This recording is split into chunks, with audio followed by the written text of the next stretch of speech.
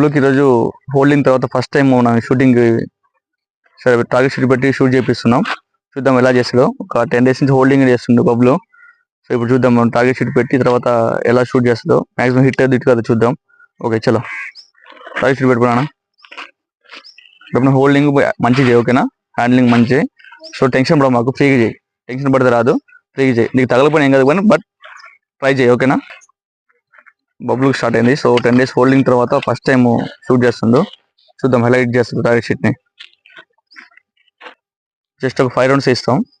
5 roundsలో ఎలా maximum hit అయితే కదా చూద్దాం.